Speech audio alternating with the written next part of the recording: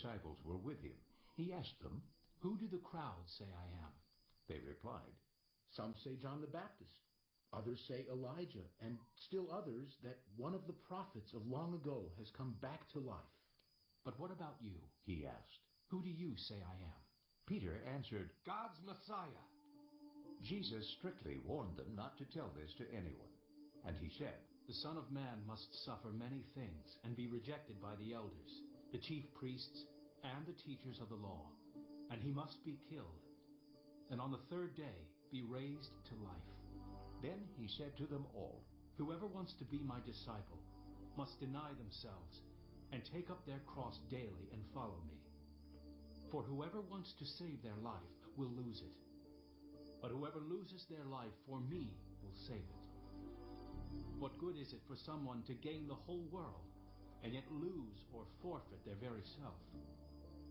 Whoever is ashamed of me and my words, the Son of Man will be ashamed of them when he comes in his glory, and in the glory of the Father and of the holy angels. Truly I tell you, some who are standing here will not taste death before they see the kingdom of God." About 8 days after Jesus said this, he took Peter, John, and James with him and went up onto a mountain to pray. As he was praying, the appearance of his face changed, and his clothes became as bright as a flash of lightning. 2 men, Moses and Elijah, appeared in glorious splendor, talking with Jesus. They spoke about his departure, which he was about to bring to fulfillment at Jerusalem. Peter and his companions were very sleepy, but when they became fully awake, they saw his glory and the 2 men standing with him. As the men were leaving Jesus, Peter said to him, "Master, it is good for us to be here. Let us put up 3 shelters, one for you, one for Moses, and one for Elijah." He did not know what he was saying. While he was speaking, a cloud appeared and covered them, and they were afraid as they entered the cloud. A voice came from the cloud saying, "This is my Son, whom I have chosen. Listen to him." When the voice had spoken, they found that Jesus was alone. The disciples kept this to themselves and did not tell anyone at that time what they had seen. The next day, when they came down from the mountain, a large crowd met him. A man in the crowd called out, "Teacher, I beg you to look at my son, for he is my only child.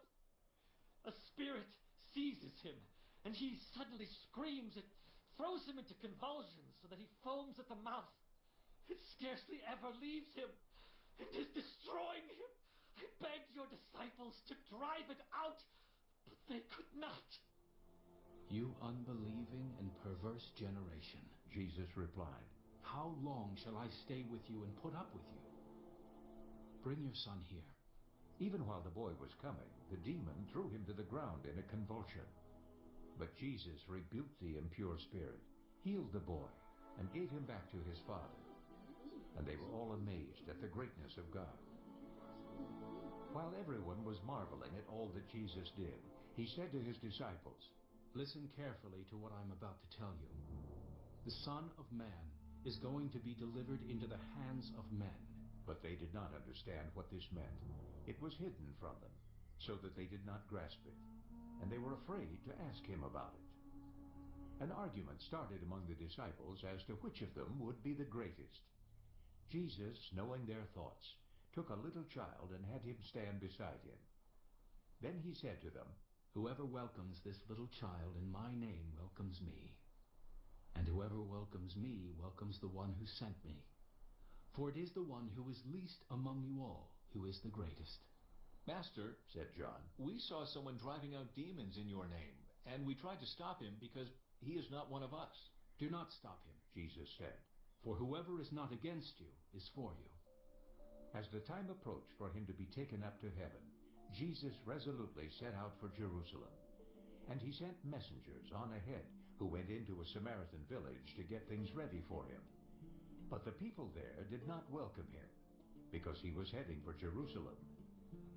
When the disciples, James and John, saw this, they asked, "Lord, do you want us to call fire down from heaven to destroy them?"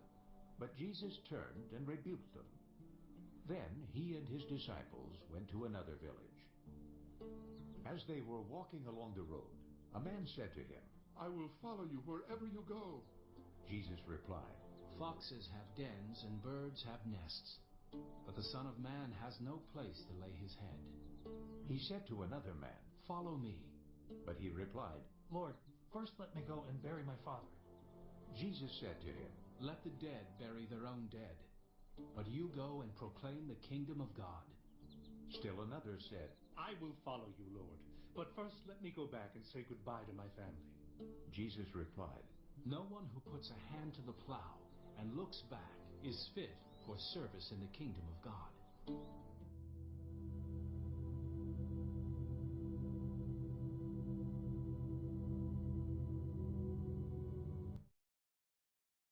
Chapter 10.